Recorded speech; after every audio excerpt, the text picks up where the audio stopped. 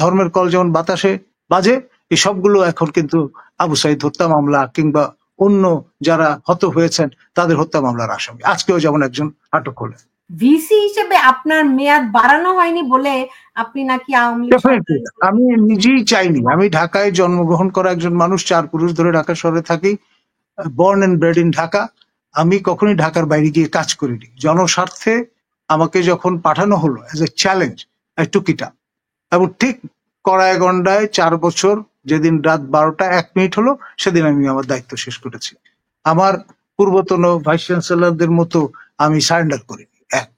আর যেই লোকগুলো এই কাণ্ডগুলো করেছে, ধর্মের কল যেমন বাতাসে বাজে, এই সবগুলো এখন কিন্তু আবু সাইদ হত্যা মামলা কিংবা অন্য যারা হত হয়েছেন তাদের হত্যা মামলার আসামি। আজকেও যেমন একজন আটক হলেন।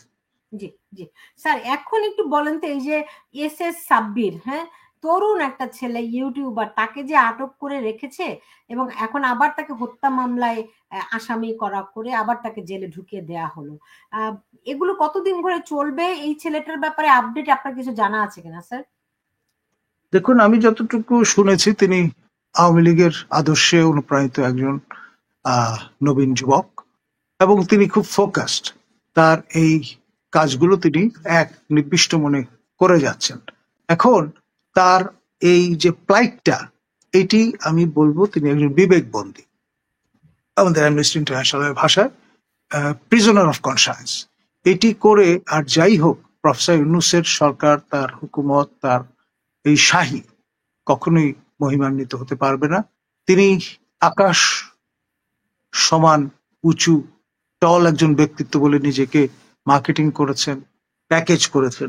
সেটি ক্রমে ক্রমে আপনার হ্রাস পেতে পেতে হয়তো দেখা যাবে তিনি একটা ডোয়ার্ফে পরিণত হয়েছেন, অর্থাৎ বেটে মানুষ, যেটি আমরা কখনোই প্রত্যাশা করতে পারি না একজন সরকার প্রধানের কাছে। আমরা চাইব তিনি মাথা উঁচু করে সম্মান পাওয়ার যোগ্য করে নিজেকে সবসময় মোতায়েন রাখবে। এখন তিনি যদি ক্রমাগত এইভাবে উৎপীড়ন নিপীড়নের মহানায়ক হন, তা প্রিজাইড ওভার করেন সরকার প্রধান হিসেবে, তা তার জন্য লজ্জাস্কর, তার রেজিমের জন্য আপনার কাঙ্ক্ষিত নয় কখনো, এবং আমাদের জন্য এটি হতাশার। জি, এমনিতে ধরেন আরো অনেককে তো আটক করা হচ্ছে মত প্রকাশের স্বাধীনতা করে বলে এই সরকার এসেছিল। একজন দেখুন, লাস্ট থিং যেটা, এই যে দীপুমণি যার বিরুদ্ধে আমি সংগ্রাম করেছি, সেই দীপুমণির গ্রাস, সেটার সূত্র ধরে আমাকে যে হেনস্থা করার চেষ্টা, এটি আমি মনে করি ইমোরাল এবং সূক্ষ্ম ন্যারো রাজনৈতিক উদ্দেশ্য প্রণোদিত। আমি ইন্ডিপেন্ডেন্ট একজন মানুষ, বরাবর পা থেকে মাথা পর্যন্ত, এবং আমি পরের মুখের ঝাল খেয়ে অভ্যস্ত নই। এখন আমাকে ইউনূস সাহেবকে সমালোচনা করতে হচ্ছে জনস্বার্থে, জাতির বিবেক হিসেবে, আর কোনো মানুষ কথা বলছে না। সেই কারণেই আমার কাছে মনে হয়েছে এটা সময়ের দাবি, আমি করেছি। এখন ব্যক্তিগতভাবে দুদকের চেয়ারম্যান থেকে শুরু করে কোনো কোনো কমিশনার আমার সঙ্গে পরিচিত, কর্মকর্তারাও পরিচিত। এখন আমি তো অন্যদের মতো তাদেরকে আপনার ইমপ্রেস আপন করতে চাইবো না, যাবো না। যেহেতু এটা রাজনৈতিক উদ্দেশ্য প্রণোদিত ভাবে করা হয়েছে, আমি মনে করি এটা তাদের জন্য আনফরচুনেট একটা বিষয়। তারা একটা মিশন নিয়ে এখানে কাজ করতে এসেছেন। তারা কেন রাজনৈতিক সরকারের আমলে যেই স্টাইলে যেইভাবে দুদক পরিচালিত হয়েছে সেই ধারায় কেন এটি পরিচালনার চেষ্টা চলবে, এটি রীতিমতো তাদের জন্য মানহানিকর এবং অসম্মানজনক মনে করি। না, ঠিক আছে, আমি বুঝলাম, এটা একটা নিঃসন্দেহে এটা একটা কণ্ঠরোধের প্রচেষ্টা। আপনি এসএস সাব্বিরের ব্যাপারে কি, আপনি তো অ্যামনেস্টি ইন্টারন্যাশনালের সঙ্গে জড়িত, আমি জি, আমি একজন ইন্টারন্যাশনাল মেম্বার, রাইট। সো আমাদের এখানে এখন কোশ্চেন নেই। এখন স্যার এই এসএস সাব্বিরের জন্য কি আপনি কোনো প্রচেষ্টা চালাতে পারেন যে তাকে তার বাক স্বাধীনতার জন্য তাকে আবার এখন হত্যা মামলা দিয়ে আটক দেখানো হয়েছে? এটি যেটা করতে হবে, তার আত্মীয় স্বজন বন্ধু বান্ধব যারা আছেন তাদেরকে অ্যামনেস্টি ইন্টারন্যাশনালের সঙ্গে যোগাযোগ করতে হবে, বাংলাদেশ যেই ডেস্ক আছে সেই ডেস্ক কর্মকর্তাদের সঙ্গে, এবং তাকে যাতে অ্যামনেস্টি ইন্টারন্যাশনাল বিবেকবন্দী হিসেবে ঘোষণা করেন সেই লক্ষ্যে তাদের ক্যাম্পেইনটা পরিচালনা করতে হবে। আমাদের একটা রুলস আছে, এটা বলা হয় ওন কান্ট্রি রুল। অ্যামনেস্টির যেই দেশের আপনি নাগরিক সেই দেশে আপনি কাজ করবেন না, আপনি অন্য দেশ নিয়ে কাজ করবেন। সুতরাং জেনারেল কতগুলো বিষয় আছে, হিউম্যান রাইটস এডুকেশনের মতো বিষয়, সেগুলো নিয়ে আপনি কথা বলতে পারবেন, নিয়ম কানুন সম্পর্কে কথা বলতে পারবেন। এবং যেমন এই সাব্বিরের প্লাইটটা নিয়ে আমি কথা বলছি, এটা আমার অ্যাক্টিভিজমের যে স্পিরিট আছে তার অংশ। এখন অ্যামনেস্টির একজন ইন্টারন্যাশনাল মেম্বার হিসেবে আমি মনে করি যে বিষয়টা গুরুত্বপূর্ণ এবং এটি আন্তর্জাতিকভাবে পুরো বিষয়টা নিয়ে ক্যাম্পেইন করা দরকার, চাউর করা দরকার এবং এই সরকারের যে মানবাধিকার রেকর্ড সেটি সবার সামনে উন্মোচিত করে দেওয়া দরকার। এমনিতে মানবাধিকার পরিস্থিতি আপনি কেমন দেখছেন স্যার বাংলাদেশে? দেখুন, রণনীতি এবং রণকৌশল হিসেবে যখন মবকে আষ্টে পৃষ্ঠে ধরা হয়, কথায় কথায় মবের ভয় দেখানো হয়, তখন এটা তো জঙ্গলে পরিণত একটা জায়গা বলেই মনে হবে। আপনার জঙ্গলের যে আইন বা নদীর সাগরের যে আইন, আপনার ছোট মাছকে বড় মাছ খেয়ে ফেলে।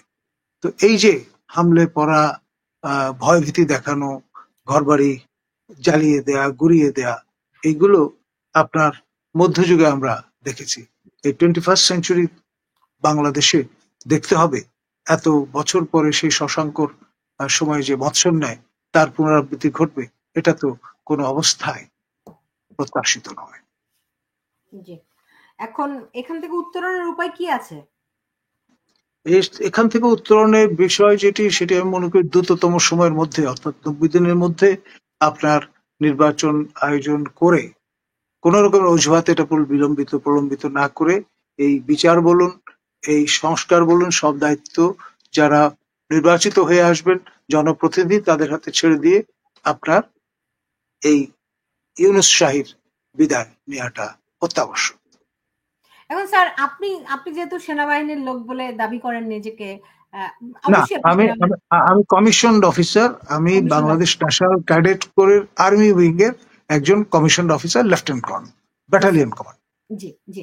এখন ধরেন সেনাপ্রধান গ্যাজেট করা আছে রাষ্ট্রপতির আদেশে, গ্যাজেটেড হয়েছে। আমি একজন gadget, first class gazetted officer. আমাদের বিশ্ববিদ্যালয়ের যারা শিক্ষক এমনকি ভাইস চ্যান্সেলর তারাও কিন্তু ফার্স্ট ক্লাস গ্যাজেটেড অফিসার না। স্যার এখন আমার প্রশ্নটি হচ্ছে, আমরা দেখেছিলাম সেনাপ্রধান বলেছিলেন যে তিনি ডিসেম্বরের মধ্যে নির্বাচন দেখতে চান এবং আরো সুনির্দিষ্ট করে বলেছেন তিনি আগামী বছর 1 জানুয়ারি নতুন সরকার, রাজনৈতিক সরকার দেখতে চান। এখন আমরা যেটা বুঝতে পারছি যে বিএনপির সঙ্গে প্রধান উপদেষ্টার বৈঠকের পরে এটি নির্বাচন চলে গেছে ফেব্রুয়ারিতে, রাইট? এবং আবার কন্ডিশনাল বলা হয়েছে বিচার এবং সংস্কার কাজের অগ্রগতি সাপেক্ষে। আবার পরবর্তীতে আরেকটি সাক্ষাৎকারে ডক্টর ইউনূস বলেছেন তিনি এপ্রিলে চলে যাবেন। আমরা জানি না আসলে নির্বাচন কি ফেব্রুয়ারিতে নাকি এপ্রিলে। তিনি তো ঈদের জামাতে আবেগ আপ্লুত হয়ে আপনার মৌন সম্মতিও জানিয়েছেন যে 5 বছরের জন্য মুসল্লিরা তাকে দেখতে চায় ক্ষমতায়, দালালদের কথা তিনি যাতে না শোনেন, এইসব দাবিও কিন্তু তাকে ইমপ্রেস করেছে। এবং প্রথমবার ঈদের জামাতের পরে তিনি আল জাজিরাকে সাক্ষাৎকার দিয়ে বলেছেন যে লোকজন তো আমাকে 5 বছরের জন্য চায়, সুতরাং আমার হাতে তো অফুরন্ত সময়। ভাবটা এরকম। জি জি। এখন নির্বাচন যদি না হয় সেনাপ্রধান কি করবেন? তিনি তো হিরণময় নীরবতার পরিষ্কার বলে দিয়েছেন 1 জানুয়ারি হচ্ছে কাট অফ ডেট। কোন ইভেন্ট বার এটা হতেই হবে। সেনা কালচারটা এরকম, উইথ ডিউ রেসপেক্ট আমরা যেটা বলি, নাই পয়দা করো, you have to do it. কিভাবে হবে? এখন রাজনৈতিক দলগুলো যদি রাজি হয়ে যায় ফেব্রুয়ারিতে নির্বাচনে, সেনাপ্রধান কি করবেন? আমার ধারণা সবাই রাজি হবেন এমনটি হয়তো হবে না। কারণ হচ্ছে নানামণির নানা মত। বাঙালি সবসময় প্লুরাল একটা ধ্যান ধারণা নিয়ে চলে। সবাইকে একত্র করে আপনি এক মঞ্চে বসিয়ে দেবেন, এটা ডক্টর বদিউল আলম মজুমদার অনেকদিন ধরে ট্রাই করছেন, কতটা সফল হয়েছেন। সুতরাং এটা নিয়ে নানান রকম কথাবার্তা আছে। ওকে, এখন আপনি বলছেন যে ডিসেম্বরের মধ্যে নির্বাচন হতেই হবে। আপনিও সেনাপ্রধানের মতো, আমি তো আন্ডার কমান্ড, আমি তো অবশ্যই তা চাইবো। আমি তো আরো কমিয়ে আনার পক্ষপাতী, এখন থেকে 90 দিনের মধ্যে বেস্ট। জি, এখন এখন ধরেন এই বিএনপির ভারপ্রাপ্ত চেয়ারম্যান তারেক রহমানের সঙ্গে প্রধান উপদেষ্টার বৈঠকের পরে আমরা সেনাপ্রধানের কোনো বক্তব্য শুনতে পাইনি। দেখুন, তিনি যা কিছু বলেছেন, একবার তিনি বক্তব্য রেখেছেন রিটায়ার্ড অফিসার যারা রাওয়া ক্লাবে, সেখানে গিয়ে কর্নেল অবসরপ্রাপ্ত হক মহোদয় সেখানে ছিলেন এবং তিনি রাওয়ার বিপুল ভোটে নির্বাচিত প্রেসিডেন্ট। আবার ওইদিকে আপনার অফিসার্স অ্যাড্রেসে তিনি এই 1 জানুয়ারির কাট অফ ডেটের কথা বলেছেন। এটা তো সেনাদের কনজামশনের জন্য, পিপল অ্যাট লার্জ তারা হয়তো বিভিন্ন কারণে জেনে গেছেন, কিন্তু সেটা তো তিনি পাবলিক স্টেটমেন্ট হিসেবে হাজির করেননি আমার জানা মতে। জি, এখন ধরেন এক ধরনের প্রস্তুতিমূলক নির্দেশনা। প্রধান দরবার উপদেষ্টা বলছেন এপ্রিলে নির্বাচন করবেন, বিএনপি বলছে ফেব্রুয়ারিতে বিএনপি বলছে, বললে আমি ভুল করব, আবার বিএনপি বলতেও পারে না। বিএনপির ভারপ্রাপ্ত চেয়ারম্যান তারেক রহমান বলছেন যে ফেব্রুয়ারিতে নির্বাচন। তো তো বলতেই পারেন। আমি এই প্রশ্নটা আরো 2-1জনকে জিজ্ঞেস করেছিলাম, তারা বলছে যে নির্বাচন হচ্ছে রাজনৈতিক সরকারের, রাজনৈতিক দলগুলোর বিষয়, সেনাপ্রধান এটি বলারই বা কে? দেখুন, স্ট্রিক্ট সেন্সে আপনি কথাটি বলতে পারবেন যখন নির্বাচিত সরকার থাকবে, যেহেতু এটি অনির্বাচিত সরকার এবং সেনা সহযোগী সরকার। সেনারা যদি আজকে ম্যাজিস্ট্রেসি দায়িত্ব পালন না করে ব্যারাকে ফিরে আসেন, পুরো ফাসাদ কিন্তু ধসে পড়বে, অরাজকতার চূড়ান্ত রূপ সামনে দেখতে পাবেন। সেই জন্য আমরা grateful to our arm forces যে তারা আপনার প্রতিদিন আপনার মাঠে থাকছেন, আইন শৃঙ্খলা রক্ষার জন্য এইড টু সিভিল পাওয়ার তারা সদা মোতায়েন আছেন এবং এই দীর্ঘ সময় ধরে যদি ব্যারাকের বাইরে থাকেন তাহলে আপনার প্রশিক্ষণ থেকে শুরু করে সকল কার্যক্রম কিন্তু ব্যাহত হবে। এখন যে কথাটি আমরা বলি eternal vigilance is the price of freedom, এই ব্যাপারটা কম্প্রোমাইজ হবে। এখন তাদের মূল দায়িত্ব হচ্ছে দেশ রক্ষা করা, বহিঃশত্রুর আক্রমণ থেকে দেশকে নিরাপদ রাখা। তো সেই জন্য ও নিরন্তর অনুশীলন করাটা তাদের জন্য বাধ্যতামূলক। এখানে একজন প্রশ্ন করেছেন, এই প্রশ্নটি আমারও, যদি জুলাই সনদ ঘোষণা হয়ে যায় তারপরে সেনাবাহিনীর ভূমিকা কি হবে? সেনাবাহিনী কি প্রতিরোধ গড়ে তুলবে এদের বিরুদ্ধে? দেখুন, এটাও আমি বলেছিলাম যে নির্বাচন is almost like election is almost like chasing a chimera, মরিচিকার পেছনে ছোটা। এই ব্যাপারটাও তেমন অনেকটা দাঁড়িয়ে গেছে। আপনার বলা হয়েছে আগে যে জুনের মধ্যে এটা ড্রাফট তৈরি হয়ে যাবে, জুলাইয়ের 5 তারিখের মধ্যে এটা ঘোষিত হবে। এখন বলা হচ্ছে যে না, জুলাইয়ের মধ্যে এটা হবে না, অগাস্টের 5 তারিখের মধ্যে ঘোষিত হবে। ওই নির্বাচনের মতো এটাও কিন্তু ক্রমে অগ্রসর হতে থাকবে। এটা এক ধরনের হয়তো রণনীতি এবং রণকৌশলের অংশ বর্তমান সরকারের, যে একদিন একদিন করে সময় পার করে দেয়া। ওকে, বুঝতে পেরেছি। এখন আর তারা তো নতুন, জুলাই সনদ বা ঘোষণাটা ওটা জুজুর ভয়ের মতো, সেটি দেখা। তারা তো এখন নতুন জিনিস নিয়ে আসে, সাংবিধানিক কাউন্সিল গঠনের কথা বলছেন। জি, মানে যাতে আপনার নানান রকমের জটিলতা তৈরি করা যায়, আপনার ইজি সলিউশনের কোনো সুযোগ আর থাকছে না। তো কাউন্সিল কাউন্সিল গঠন করতে তারা পারবে? সাংবিধানিক কাউন্সিল? ভাই, দেশের লোকজন যদি পলাশী যুদ্ধের আমলে নিজ নিজ কাজে ব্যস্ত থাকে, নির্বিকার থাকে, তাহলে সম্ভব হবে। আর সবাই যদি অ্যাসার্টিভ হয়, কনসিয়াস একটা অবস্থান নেয়, তাহলে হয়তো সেটি করা সম্ভব হবে না। সবকিছু জনগণের উপর নির্ভর করবে, স্যার, আপনি আন্তর্জাতিক তো একটা পরিস্থিতির উপর লিভিং নির্ভর করবে। এনসাইক্লোপিডিয়া।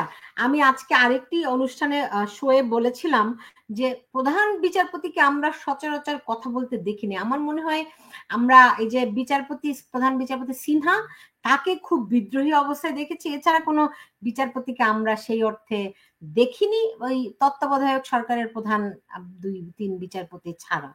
কিন্তু এখন যে বিচারপতি তিনি আজকে সাংবাদিকদের সঙ্গে দেখলাম প্রধান হাঁটতে বিচারপতি। প্রধান বিচারপতি, তিনি মাননীয় সাংবাদিকদের প্রধানমন্ত্রী। সঙ্গে হাঁটতে হাঁটতে কথা বলছেন। আচ্ছা ঠিক আছে, সেটি এক জিনিস, কিন্তু আমার প্রশ্ন হচ্ছে তিনি বলছেন 22শে জুন দেশের বিচার বিভাগের জন্য একটা টার্নিং পয়েন্ট, এটার মানে কি স্যার? দেখুন, তিনি হয়তো বলবার চেষ্টা করছেন যে এটা একটা বেঞ্চমার্ক, সেই হিসেবে তিনি কথাটি হয়তো বলেছেন। আর কোন প্রেক্ষিতে কেন বলেছেন আমি বিষয়টা সম্পর্কে যেহেতু অবগত নই, সেই জন্য মন্তব্য করব না।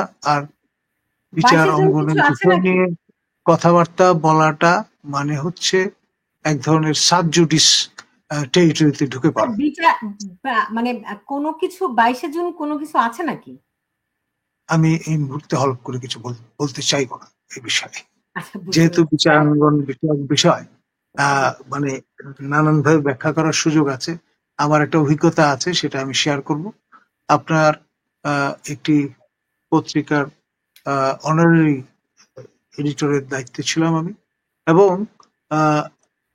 আপনার হঠাৎ করে একটা এজেন্সির রিপোর্টকে আমরা সেইখানে কোট করেছিলাম যে কেয়ারি সিন্দাবাদ নামে একটি জাহাজ লাইনার, যেটি টেকনাফ থেকে সেন্ট মার্টিনে যেত, সেই লাইনারটিকে আপনার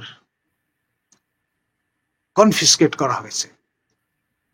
তো এই সংবাদটি প্রকাশের পরের দিন আমাদের কোর্ট থেকে সমন করা হলো যে হাজিরা দিতে হবে। কেন? পরে দেখা গেল আমাদের সেই পত্রিকার প্রতিদিনের সকালের নিয়মিত পাঠক হচ্ছেন বিচারক মহোদয়। তিনি ব্রেকফাস্ট করার সময় এটা পড়েন, হঠাৎ বললেন যে আমি রায় দিলাম একরকমের, লিখলো আরেক রকম, কেন? ওদের তলব। যাওয়ার পরে বোঝা গেল যে আপনার অ্যারেস্ট করা আর কনফিসকেট করা এক জিনিস নয়। যেই জাহাজ কনফিসকেট করা হবে সেটা আর ভাসবে না, কখনো ডিসমেন্টাল করে ফেলা হবে। আর যেটি অ্যারেস্ট করা হবে সেটি আবার ভাসার সম্ভাবনা প্রায় শতভাগ। তো এই জন্যে তিনি আমাদের হয়তো ভৎসনা করতেন, যখন দেখলেন যে আমরা কোর্ট করেছি দায় কিন্তু নিজ এজেন্সির, সুতরাং তিনি আমাদের সসম্মানে বিদায় করে দিলেন। তো এই ঘটনাটির পর আমি এই জুডিশিয়াল বিষয়ে কথাবার্তা বলতে খুব সাবধান। বুঝতে পারছি। না, জুডিশিয়াল বিষয়ে তো অবশ্যই কথা বলা খুব মানে একটা সাবধানতা অবলম্বন করতেই হবে। আমরা দেখলাম এই কোটা নিয়ে সাব জুডিশিয়ারি হয় কিনা এই ভয়ে শেখ হাসিনা পর্যন্ত কিছু বললেন না, তাই না? সো যাই হোক, আমি আজকে শেষ করব। আপনার আপনার আপনার উপর কোন রকম কোনো চাপ কেউ দিচ্ছে কিনা দেখুন, কোনোভাবে? মনস্তাত্ত্বিক ভাবে কাবু করার জন্য লেফটেন্যান্ট কর্নেল মুস্তাফিজ, সেটা আপনি তারপরে বলেছেন, কবির এর সাহেব, বাইরে সরকারের তারপরে পক্ষ থেকে সর্বশেষ আজকে দেখলাম ক্যাপ্টেন মারুফ রাজু, তিনি কিছু মন্তব্য করার চেষ্টা করছেন যেগুলো নাহক বলে আমি মনে করি এবং উদ্দেশ্য প্রণোদিত। ওই আমাদের সেই পিনাকি ভট্টাচার্যের দ্বারা উৎসাহিত হয়ে অথবা তাকে ভালোবেসে এ ধরনের কথাবার্তা বলবার চেষ্টা করছেন। যে কথাগুলো বলছেন সেগুলো নাহক, অনভিপ্রেত, এবং আমি এর প্রতিবাদ জানাই। প্রত্যেকটা মানুষের মত প্রকাশের অধিকার থাকতে হবে। আপনি জোটবদ্ধ হয়ে মাইম করার চেষ্টা করবেন, সেই জার্মান গেস্টাপো কায়দায় ভয়ভীতি দেখানোর চেষ্টা করবেন, গোয়েবলসের মতো মিথ্যা কথা বারবার বলে যাবেন, that is not acceptable. Will be the last person to accept.